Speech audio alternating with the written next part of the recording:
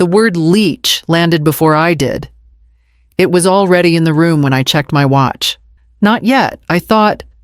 Just not yet. Let me rewind. My name is Diane. I am 65 years old. I used to think that meant people stop talking over you. Turns out it just means they talk about you louder. Lucy walked in first. My daughter. Black dress. Expensive kind. The kind that doesn't wrinkle when you sit. I noticed that because I still smooth my skirt out of habit. Like it matters. She didn't look at me. Not even a glance. Just straight ahead, chin up, like she was late for something important. Which, I guess, she was. Her lawyer stood before the judge and pointed, at me, Your Honor, he said. This woman is a leech. She attached herself to a dying man and drained him. We are requesting immediate control of the liquid assets to prevent further damage. Liquid assets. I swear.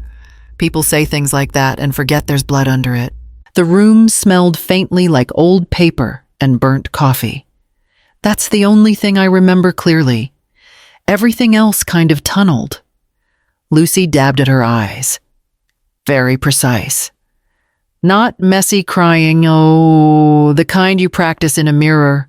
I used to help her practice speeches for school. I wonder if she remembered that. The judge looked at me for a long second. Not angry, curious, like he was trying to decide if I was fragile or dangerous. Mrs.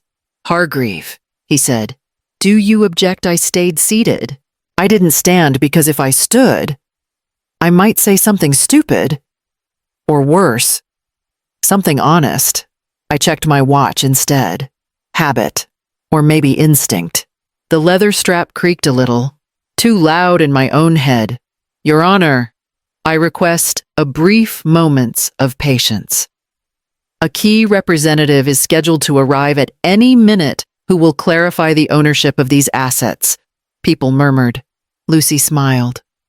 Just a flicker. She thought this was it. That I was shrinking. That grief had finally made me small enough to push. If you were sitting there, you probably would have thought the same thing. I folded my hands in my lap and let them keep talking. Lucy leaned toward her lawyer and whispered something sharp. I couldn't hear the words, but I knew the tone. That was the tone she used when she wanted something done now. No discussion, no delays. Her lawyer cleared his throat. Your Honor, we filed for emergency control because time is a factor. Time. Always time. The judge raised an eyebrow. Emergency requires urgency. Explain. Lucy didn't wait for permission. She cut in. There are debts, outstanding obligations. If my mother keeps access, the estate could be diminished. Diminished. Like things just evaporate on their own. Her lawyer shot her a look. Not angry, nervous. The kind that says, you're going too far. He added quickly, my client is under significant financial pressure. Credit lines are nearly exhausted. Private school tuition is overdue. There's a real estate investment in South Boston that's days away from default. That part was new. At least to the room. Lucy's jaw tightened. She hadn't wanted that said out loud. I almost laughed. Almost. Instead, my stomach did that slow drop it used to do when she was 16 and lying badly. The lawyer kept going. Voice lower now. I advised caution. I advised a full review before filing. But my client insisted on an emergency petition. Insisted. That word hung there. Lucy snapped back. Because delay helps her. Every day helps her. I looked at Lucy then. Really looked. The polish was cracking. Her heel bounced once against the floor. Just once. She stopped it like she caught herself. I thought about all the times she called late. Not to talk. To ask if I could float something. Just for a week. Just until a deal closed. I'd said yes more than I should have. That part's on me. The judge nodded slowly, eyes moving between us. Lucy sat straighter. Like this explanation sealed it. What she didn't realize was how much she'd just given away by rushing. The judge looked at me again, longer this time, like he was checking for cracks. Mrs. Hargreave, he said, careful with my name. Do you object to the petition? My mouth went dry. That was real. I won't pretend it wasn't. I felt the room leaning forward, waiting for me to either fold or fight. I almost stood. Muscle memory, old manners. Then I didn't. I checked my watch. The strap squeaked, a stupid little sound. Loud in my head. Not yet. I told him, I'm waiting. It came out steadier than I felt. That surprised me. Lucy let out a small breath through her nose. Not a laugh. Worse, the kind of sound you make when someone confirms exactly what you thought about them. The judge frowned. Waiting for whom for the right moment? I answered. That part slipped out. Not planned. Honest. There was a ripple behind me. Chairs shifting. Someone cleared their throat. Lucy leaned back in her seat like she'd just won something small but satisfying. Her lawyer bent toward her. Murmuring, she shook her head once. Sharp. Final. The judge tapped his pen. This court doesn't run on suspense. I know, I replied. That's why I'm being careful. Lucy couldn't help herself. Your Honor, my mother's been under a lot of stress. She's not thinking clearly. That stung. More than the word Leech, because it sounded almost reasonable. I met her eyes. She looked confident now. Lighter. Like she'd crossed some invisible line and found solid ground on the other side. I thought about last night. About sitting at my kitchen table with the folder open, reading everything one more time even though I already knew it by heart.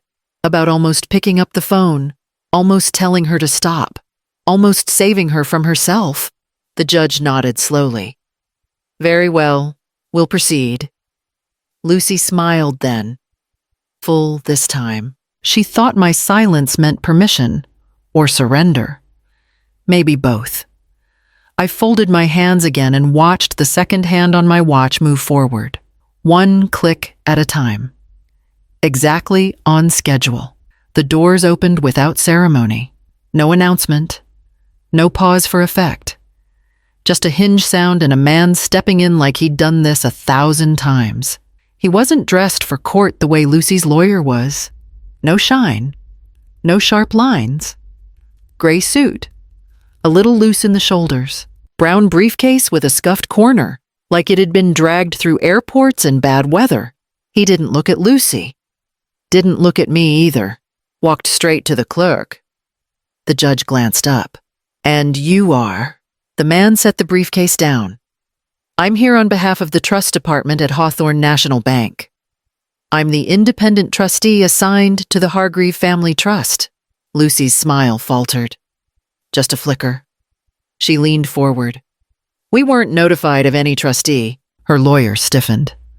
Your Honor, this is a probate matter. The man didn't argue. He didn't raise his voice. He didn't rush. The trust is active. Notification isn't optional. It's automatic. That did it. The air changed. Not dramatic. Just colder. Like someone turned off the heat without asking. The judge looked at me then. Mrs.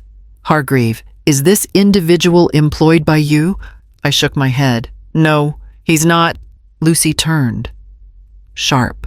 Then why is he here? The trustee opened the briefcase. Papers inside. Neat. Labeled. Because the assets you're discussing no longer belong to any individual in this room. I watched Lucy's fingers curl around the armrest. White at the knuckles. She hadn't planned for this. I knew that look. It was the same one she wore when a deal went sideways, and she had to pretend it was part of the plan. The judge leaned back. Proceed. The trustee nodded once. Not to me. To the court. I checked my watch again, right on time. The trustee adjusted his glasses and opened a folder. No drama, just paper. The assets in question, he began, were transferred into an irrevocable trust 2 years ago. Lucy shot up halfway from her chair. That's not possible. The trustee didn't look at her. The transfer occurred after a liquidity event involving a family loan request. Documentation is complete and properly executed. I felt my chest tighten at the memory. 2 years ago, Lucy calling after midnight, crying, saying a deal had stalled, saying she just needed a bridge. I remembered my husband sitting at the kitchen table, silent, listening from the other side of the room. He hadn't raised his voice then. He'd just closed his eyes. Her lawyer jumped in fast. Your Honor, even if such a trust exists, Mrs. Hargreave maintained access to the accounts. The trustee turned a page. Access for household expenses only. Ownership transferred. Control separated. The judge looked at me. Mrs. Hargreave, are you the legal owner of these assets? No, I answered. That part was easy. I'm not. Lucy stared like I'd betrayed her all over again. You signed everything. You handled the bills. I paid what the trust allowed. I replied. Nothing more, the trustee added. The trust was established by both spouses. Mrs. Hargreave agreed to independent administration to avoid conflicts of interest. That landed harder than I expected. Independent. I hadn't pushed for that at first. My husband had. He'd looked at me across the desk at the bank and said, quietly, she'll come for you. Let someone else stand in the way. Lucy shook her head. So she's hiding behind paperwork. The judge cut in. Ms. Hargreave, if the trust owns the assets, your claim of theft lacks standing. Lucy's lawyer leaned close to her, voice low but urgent. We need to reconsider. She pulled her arm away. No. That word was sharp. Desperate. The trustee closed the folder. To be clear, Mrs. Hargreave cannot steal what she does not own. Lucy's certainty cracked then. Not shattered. Just fractured. I could see it in the way her eyes kept darting back to me, like I might still fix this if she pushed hard enough. I didn't move. I'd fixed enough things already. The trustee turned another page. Paper whisper. That small sound felt louder than Lucy's breathing. There is a provision, he continued, commonly referred to as a no contest clause. Lucy leaned forward. We're contesting misconduct, not the trust itself. Her lawyer stiffened. Your Honor, we'd like to withdraw the petition at this time. The judge didn't look up. The petition was filed this morning and entered into the record. Lucy snapped. You said we could pull it. Her lawyer kept his voice low. I told you timing mattered. The trustee went on, steady. Any beneficiary who initiates a legal challenge against the trust, its validity, or the intent of the grantors forfeits their interest in full. Lucy shook her head. That's not what we did. The trustee placed the document on the table, sliding it toward the clerk. The emergency petition alleges manipulation and seeks control of trust-held assets. That qualifies. The judge read for a long moment. Then, it does. Lucy stood up so fast her chair scraped. This is a misunderstanding. I felt my hands go cold. Not fear. Something else. Final. Her lawyer tried again. We're withdrawing. Immediately. The judge closed the file. Withdrawal doesn't erase filing. Lucy looked at me then. Not angry. Not pleading. Confused. Like I'd changed the rules without telling her. I heard my own voice before I thought about it. I hoped you wouldn't force my hand. It wasn't loud. It didn't need to be. Lucy laughed once. Short, sharp. You planned this. I planned for you, I replied. For years. The trustee added. The clause exists to protect the estate from exactly this situation. Lucy's hands balled into fists. So I get nothing. The judge spoke carefully. Based on the language of the trust and the fact that this emergency petition directly challenges the grantor's intent, the court finds the no contest clause has been triggered. Your interest is hereby frozen pending a final forfeiture hearing. Silence hit the room, heavy. No one rushed to fill it. Lucy's lawyer gathered his papers. Slow now. He wouldn't meet her eyes. I recognized that moment. It's the one where professionals step back and let consequences do their work. Lucy sat down. Hard. Her confidence drained out of her like someone pulled a plug. I thought about the night we signed those documents. How my husband had squeezed my hand under the table. How I'd almost argued. Almost softened it, almost saved her. I didn't move now. The trap had closed because she'd walked into it. All on her own. The judge nodded once. Proceed. Lucy stared at the table, jaw set. Already searching for a new angle, Lucy stood again, slower this time, careful, like she'd recalculated and decided volume wouldn't work. So she'd try sympathy. My father was isolated. She told the judge, her voice softened, polished. He was cut off from his family. Her lawyer didn't interrupt. That told me everything. Lucy pulled out her phone. These were taken on holidays. She held it up. Screen facing the bench. Locked doors. No answer. Christmas. Thanksgiving. My children waiting outside. The room shifted. I felt it. People want a villain they can understand. A cold wife, a controlling mother. That story makes sense to them. Lucy kept going. She monitored his calls. She decided who could see him. He was sick, and she used that. I didn't respond. I kept my hands folded, still. The judge glanced at me. Mrs. Hargreave. I shook my head. Not yet. Lucy took that as encouragement. He begged to see us. He told me she treated him like a prisoner. That one almost broke through. Almost. I pressed my thumb into my palm under the table. Grounded myself. Her lawyer finally spoke. Your Honor, this goes to intent. If the decedent was isolated, the trust itself is suspect. The judge nodded. I understand the argument. Lucy's eyes flicked to me. Searching. She wanted anger. Denial. Tears. Anything she could point at and label control. I gave her none of it. I reached into my bag and felt the edge of the notebook. Paper worn soft at the corners. My husband's handwriting inside. I didn't take it out yet. Lucy straightened. Confidence creeping back. She thought she'd found the crack. That money had failed. So morality would finish the job. I stayed quiet and let her believe that. Sometimes the best way to tell the truth is to wait until the lie has said everything it needs to say. Lucy didn't stop once she found the word incompetent. She told the judge, calm now, almost relieved. My father wasn't in his right mind. Medications. Confusion. Everyone knew it. Her lawyer leaned in. If capacity is in question, the trust can be challenged. The judge turned to me. Mrs. Hargreave. That was the cue. I felt it in my chest, heavy. Not fear, weight. I reached into my bag and pulled out a thin folder. Not the notebook yet. This one was clean. Labeled. Boring. That mattered.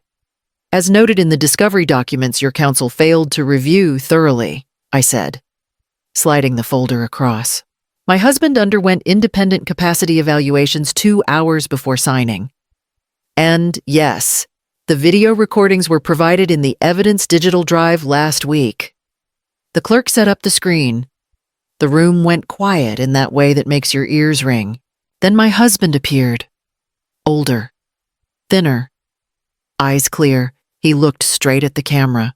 I know my daughter will contest this, he said. No hesitation. She always does when money's involved. I'm making this record to show I'm aware, oriented, and choosing this deliberately. Lucy whispered, turn it off. He kept going.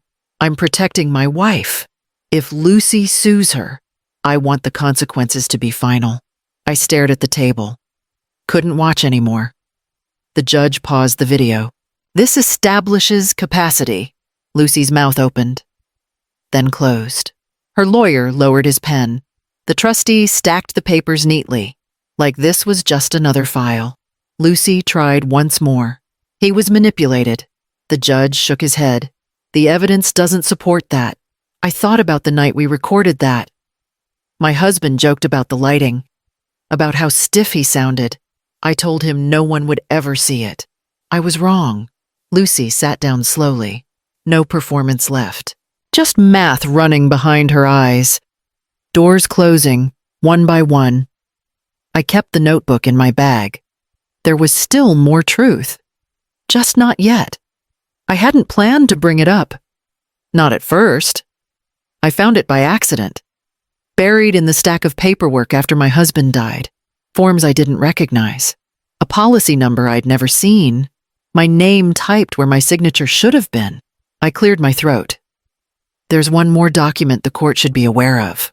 Lucy looked up fast. What now? I didn't bring this up earlier because I wanted to believe I was wrong, I said, my voice heavy. But after seeing the forensic report on the forged signature on this life insurance policy Lucy took out on me, I realized there is no wrong, only calculation. Her lawyer stiffened. On what grounds are you introducing this? Because my daughter co-signed it, I replied, and listed herself as beneficiary. Lucy laughed. Too quick. That's ridiculous. The trustee leaned in. Quiet. May I see the document? I passed it forward. The paper felt heavier than it should have. The trustee scanned it, then glanced at the judge. This policy appears legally executed on the surface, but given the forensic report Mrs. Hargreave just provided regarding the signature, the bank will freeze any potential payouts immediately. Lucy jumped in. She needed help with paperwork. I was just making sure things were organized. I kept my voice level. I didn't ask for it. I didn't know about it. The judge studied Lucy. Ms. Hargreave, did you disclose this policy during discovery? Lucy hesitated. That half-second was everything. It didn't seem relevant. Silence again. Different this time. Colder. The judge turned to the clerk. I'm ordering a review of Ms. Hargreave's financial conduct related to this estate. Lucy's face drained. Not panic. Calculation breaking down. I looked at her then. Really looked. I thought about bedtime stories. About packed lunches. About how careful she'd been with numbers even as a child. I didn't feel angry. That surprised me. I felt done. The policy wasn't illegal. That almost made it worse. It meant she'd thought this through, step by step. I folded my hands and waited for whatever came next. The judge closed the file. The petition is denied. The no contest clause is enforced. Lucy started to speak. Her lawyer touched her arm. That stopped her.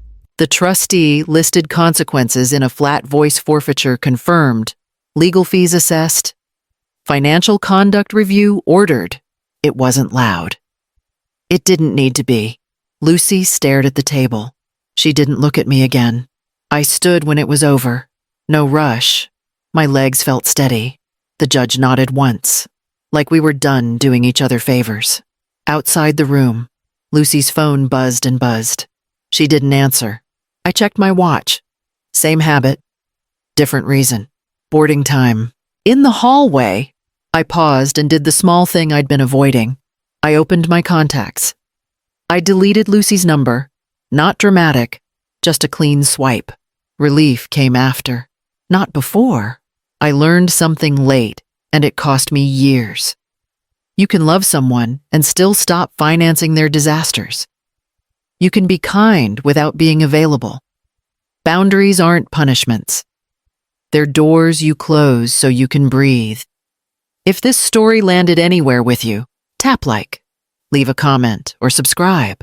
It helps these stories reach the people who need them. I walked toward the exit. The watch ticked. I didn't speed up. I didn't look back. Time belonged to me now, and I intended to use it without apologizing.